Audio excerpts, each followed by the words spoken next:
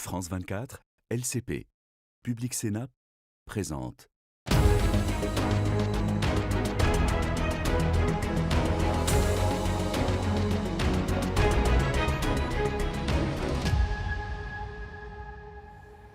Merci de nous rejoindre à Bruxelles, au Parlement européen, pour parler de l'une des priorités de la Commission européenne et des États membres, la question de l'immigration. En décembre, les 27 se sont accordés sur un durcissement de la politique migratoire européenne. Ils proposent le renvoi de migrants irréguliers hors des frontières de l'UE vers des centres de retour ou des pays tiers dont ils ne sont pas originaires. Une réforme saluée d'ailleurs par le ministre danois de l'immigration en décembre dernier. On l'écoute tout de suite. Nous avons franchi une étape très importante pour reprendre le contrôle de l'immigration au sein de l'Union européenne. Dans quelques années, on dira que cette journée a été historique, car ces décisions prises aujourd'hui n'ont pas de conséquences pour demain, mais elles auront un impact considérable dans les années à venir. Alors ce système est déjà testé par la droite radicale de l'italienne Giorgia Meloni avec des centres de retour construits en Albanie, mais portés devant la justice et dénoncés par les ONG qui craignent des atteintes aux droits de l'homme. Et puis, la Commission européenne doit publier en février prochain sa stratégie sur l'asile et l'immigration pour les 5 prochaines années. Bruxelles pourrait conditionner l'obtention de visas et d'aide au développement pour les pays de départ à la réadmission de leurs ressortissants expulsés. Pour en parler aujourd'hui, nous sommes en compagnie de Mounir Satouri. Bonjour. Vous êtes eurodéputé français pour les écologistes, président d'ailleurs de la sous-commission des droits de l'homme ici au Parlement européen. Paolo Borchia, bonjour, député européen italien, membre du groupe des Patriotes pour l'Europe, l'extrême droite de l'hémicycle européen. Et en Italie, vous appartenez au parti de la Ligue qui est en coalition au pouvoir sous Giorgia Meloni, donc qui est la chef de gouvernement. Paolo Borchia, je commence par vous. Il y a eu en 2025 une baisse de 20% des entrées irrégulières sur le sol européen.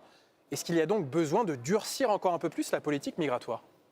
Mais je pense que la limite principale, c'est qu'il n'y a pas beaucoup de retours de migrants illégaux. Donc, s'il n'y a pas de sanctionnement, ça va être difficile d'avoir une politique migratoire efficace. Moi, je pense qu'il faut rester humaine, mais il faut être sérieux dans la gérance du politique migratoire. Donc, on va voir qu'il y a une différente attitude de part de la Commission européenne, au niveau du Conseil aussi.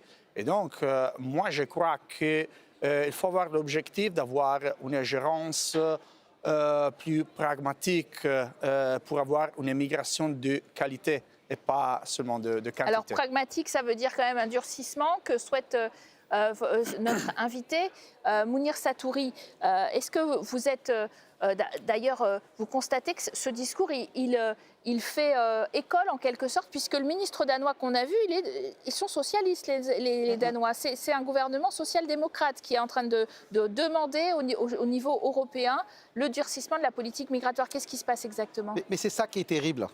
On avait besoin d'un nouveau pacte asile-migration dans lequel on devait réintroduire de la solidarité entre États membres, dans lequel on devait mettre de l'efficacité pour éviter que des milliers de personnes meurent en Méditerranée et dans lequel on devait apporter de l'humanité et répondre à partir de nos valeurs.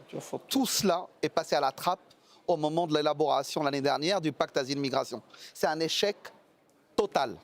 Et en vérité, les sociodémocrates, les libéraux, la droite européenne courent enfermés dans une cage de hamster derrière l'extrême droite. Et comme ce sujet prend dans les opinions publiques, ils ont voulu dire on va faire les idées de l'extrême droite sans l'extrême droite. Et en fait, ça ne marche pas. Et on voit que, alors que ce pacte asile-migration n'est même pas mis en œuvre, qu'aujourd'hui la Commission vient avec l'idée d'un nouveau dispositif, d'un nouveau règlement pour renforcer encore par rapport aux idées du passé. Tout cela est inefficace. Tout cela est inefficace. Et je vais le dire de manière aussi tranquille que possible. Rien n'empêchera un candidat au départ qui pense qu'en restant de l'autre côté, il a plus de chances de mourir qu'en essayant de traverser sur un autre fortune, ne l'empêchera de traverser. Si les Européens et les Européennes vivaient des situations de guerre étaient confrontés à la mort imminente ou une instabilité terrible, ils chercheraient à traverser pour aller de l'autre côté. Ils pensent que ça va mieux. Et donc, c'est une politique radicalement différente qu'il faut mettre en œuvre, mais ce n'est pas le choix que font les dirigeants européens. Alors au cœur de cette réforme européenne, il y a la création de centres de retour hors de l'Union européenne. Ces hubs de retour, ils sont très critiqués par des ONG de défense des réfugiés, notamment l'association française La CIMAD. On l'écoute. Donc on ne sait pas pour combien de temps les personnes pourraient être enfermées dans ces centres, essentiellement en fait des centres de rétention administrative à l'étranger. On ne sait pas dans quelles conditions en fait les personnes pourraient être enfermées. Et en plus, on sait très bien que les conditions, même de rétention administrative en France ou partout en Europe, sont parfois extrêmement dégradées. Et là, il y aurait encore moins de regard en fait, car ces centres seraient localisés dans des pays hors UE, qui souvent n'ont pas en tout cas les mêmes exigences en termes de droits fondamentaux. Paolo Borchia, vous entendez que le Rwanda, l'Ouganda, des pays dans lesquels les personnes n'auront aucun lien, ne vont pas forcément respecter aussi bien les droits de l'homme que nous-mêmes, et donc on leur applique pas nos normes. Mais je pense qu'en Albanie, je ne pense pas qu'il y a des problèmes, des grands problèmes au niveau du respect du droit de l'homme. En Italie, je vous parle d'un exemple de mon pays, il y a eu différents problèmes avec les interprétations du juge. On est en train de parler d'une justice qui parfois c'est trop idéologique parce que l'idée de... Les droits de l'homme, c'est une idéologie selon vous ? Non, non, mais je suis en train de parler de quelque chose de plus concret parce qu'en Albanie, on a réalisé des centres modernes avec des standards de sécurité et donc on n'a pas compris parce que la justice italienne et la justice européenne ont dit que ça n'était pas une démarche qui était compatible avec le droit international et les conventions que vous aviez signées. Mais je pense que si Mme von der Leyen a parlé des solutions dans le pays tiers, je ne pense pas que c'est une solution très de fantaisie. Je pense que s'il veut donner des solutions, il faut inventer quelque chose de nouveau. Et je pense que la solution du pays tiers peut être une solution vraiment efficace. Oui. C'est bien la preuve qu'aujourd'hui, Mme von der Leyen et la droite européenne sont sous la pression de l'extrême droite européenne. Et d'ailleurs, c'est les voix de l'extrême droite européenne qui leur permettent de dérouler notamment le détricotage des politiques environnementales. Mais je ferme la parenthèse. En fait, ce qui se passe en Albanie est déjà documenté. Et il y a plein d'ONG sérieuses et qui font un travail sérieux, qui démontrent qu'il y a eu des atteintes flagrantes aux droits de l'homme. Et puis surtout, nous, Européens, on a connu la situation libyenne et la complicité avec les gardes-côtes libyens. Nous avons par le passé financé des gardes-côtes libyens qui ont retenu des migrants subsahariens dans des conditions terribles, qui ont été réduits en esclavage. Il y a eu des viols de femmes, il y a eu des exactions terribles contre les droits de l'homme. On a même été dans des rapports de l'ONU accusés de complicité, de crimes contre l'humanité. C'est ça le modèle européen. Moi, je suis effondré de voir ce qui est en train de devenir cette Europe. Je l'ai dit tout à l'heure, il n'y aura pas de solution pour empêcher l'arrivée de migration si ça ne passe par une meilleure organisation entre États membres européens, par une plus grande protection des personnes les plus vulnérables et par un partage entre États membres européens de l'arrivée des migrations. Et d'ailleurs, Madame Meloni, depuis qu'elle est au pouvoir, alors qu'elle affirme un discours de plus en plus dur et influe sur la position européenne, régularise à tour de bras parce que l'économie italienne a besoin de moins d'œuvres. Aujourd'hui, l'agriculture italienne, ne peut pas se passer de la main-d'œuvre étrangère et de la migration. La réponse de Paolo Borchia. Un instant, je n'ai pas compris. Il y a effectivement une grande vague de régularisation en Italie. Oui, mais on a besoin de main-d'œuvre de qualité. C'est pour ça qu'on ne peut pas avoir l'illusion qu'il y a de place pour tout le monde. Mais je voudrais dire qu'on ne peut pas penser que les modèles de gérance de l'immigration actuels peuvent être les modèles du futur. On est en train de parler de chiffres différents, regarde le passé, donc il faut inventer quelque chose à nouveau, quelque chose qui va responsabiliser les pays tiers aussi. Et puis Mounir Satouri, cette réforme revoit la notion de pays sûr. Concrètement, des déboutés du droit d'asile pourront être renvoyés dans des pays sûrs qui n'ont aucun lien avec leur pays d'origine. Est-ce qu'il faut s'opposer complètement, selon vous, à ce système des pays sûrs ou est-ce qu'il faut garantir et vérifier la sécurité dans ces pays sûrs? Alors d'abord, ce n'est pas des pays sûrs, c'est des pays labellisés sûrs par les autorités européennes. Ils ne le sont pas vraiment. Je vais vous raconter un exemple récent. Nous avons, il y a un mois, voté une résolution qui condamne le régime tunisien, notamment sur l'emprisonnement d'une avocate connue et célèbre.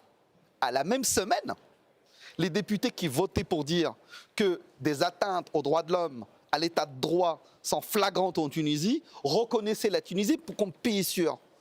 Il y a une incohérence terrible dans cette affaire.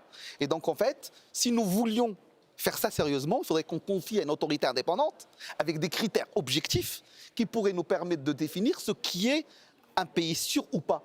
Et je reviens sur la réponse du collègue tout à l'heure. Il disait « Oui, mais je suis pour la régularisation ou l'arrivée des migrants, mais d'une main-d'œuvre efficace. » Mais vous êtes qui pour décréter qui est efficace et qui ne l'est pas? Et pourquoi vous voudriez nous faire croire... C'est l'économie qui va répondre, pas moi. Je ne vous ai pas interrompu. Qui êtes-vous pour nous faire croire que les migrants qui sont aujourd'hui en Italie ne sont pas des candidats complètement compétents pour occuper un certain nombre de postes? Ce qui vous intéresse, c'est la fin du droit. C'est la fin des protections. Vous êtes en train de rigoler ou quoi? Vous voulez main-d'œuvre à des prix je l'ai bas, jamais dit. sans salaire minimum, dans des conditions d'hébergement terribles, qui sont à la merci des employeurs, sans le respect du Code du travail, sans droit au syndicalisme, sans protection sociale. Et ça, c'est pas mon modèle, c'est pas mon Europe. Moi, je suis en train de dire des concepts très concrets. Vous parlez avec l'idéologie. Non, vous ne connaissez pas la réalité de l'Italie. Donc, si vous voulez parler avec des slogans, avec l'idéologie, vous êtes libre. Alors, très concrètement, la Commission, en février... Des êtres humains qui sont confiés à des gardes, qui touchent à leur dignité et à leur humanité, c'est très concret, c'est pas de l'idéologie. Vous n'êtes pas les conducteurs. Alors, la Commission européenne va publier en février sa stratégie migratoire pour les 5 prochaines années, pour inciter les pays d'origine à reprendre leurs ressortissants expulsés de l'Union européenne, donc par réadmission. Ils vont jouer sur les visas, l'obtention des visas, conditionner les aides au développement à ces pays. Est-ce qu'on fait encore de l'aide humanitaire ou est-ce qu'on fait maintenant du chantage, en particulier aux pays africains? Mais je pense qu'il y a des difficultés effectives pour les pays de première arrive. Mais je crains qu'il y a des mesures qui sont des façades. Parce que je pense que les projets du pacte posent encore de nombreux problèmes. Il y a beaucoup, notamment à l'Espagne, à l'Italie, en Grèce, il y a beaucoup de problèmes liés aux nombreux migrants qui arrivent. Mais sur le fond, est-ce qu'il faut conditionner les visas à la réadmission des ressortissants expulsés dans les pays de départ, concrètement? Oui, il peut être une première mesure pour essayer de trouver un peu plus d'efficacité. Alors, on parle d'efficacité. L'Union européenne avance que 20% finalement des déboutés du droit d'asile quittent le territoire effectivement en Europe. Et aujourd'hui, met sur la table l'idée qu'on va conditionnaliser toute l'obtention des aides au développement, des visas, etc., à la question migratoire. Mais tout ça est ridicule, on marche sur la tête. Depuis déjà 30 ans, on aurait dû revoir notre politique d'aide au développement et notre stratégie de co-développement avec l'Afrique.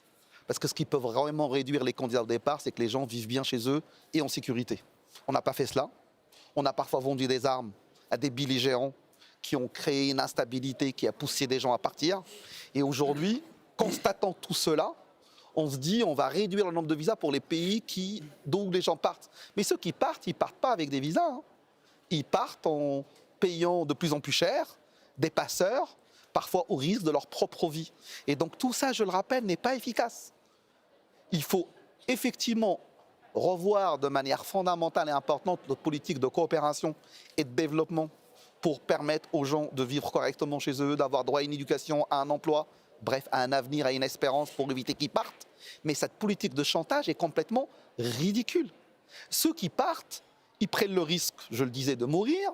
Parfois, ils vendent tout ce qu'ils ont pour pouvoir payer des passeports pour venir.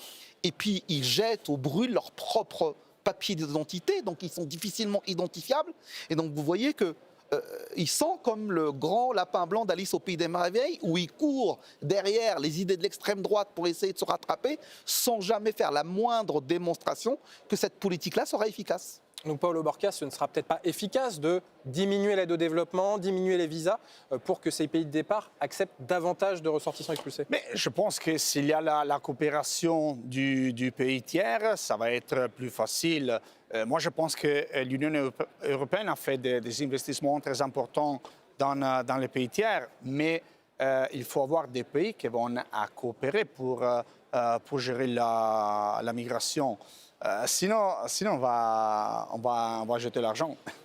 Vous avez parlé d'alliance justement dans ce Parlement de la droite et de l'extrême droite. Est-ce qu'elle va opérer pour voter, par exemple, au Parlement européen en mars 2026, le fameux pacte migratoire rénové qui doit aboutir en juin, c'est-à-dire finalement l'externalisation des demandes d'asile, mais aussi les retours dans des hubs à l'extérieur de l'Union, Attention, etc. rénover pourrait donner l'illusion qu'il y a quelque chose de positif. Durci, renforcer. Moi, je le pense. Je pense qu'on aura cette alliance droite extrême droite pour la voter. Et je pense que les collègues se plantent, que tout ça n'est pas efficace. Pour moi, les solutions, elles passent par un triptyque simple. Voie légale et sûre, accueil digne et répartition et solidarité entre États membres européens. Paolo Borca, vous appelez à cette alliance entre le centre-droit du Parti populaire européen et les différents groupes d'extrême droite au Parlement européen pour voter ces durcissements? Mais très simplement, je pense que l'hémicycle a été dessiné par les électeurs. Donc, on ira analyser la version finale du projet du règlement, du pacte, et on ira essayer la solution meilleure parce qu'on ne peut pas plus attendre, je pense. Non. Merci à vous d'avoir illustré ce débat. Merci à vous de l'avoir suivi sur nos antennes. Très bonne suite des programmes sur nos antennes.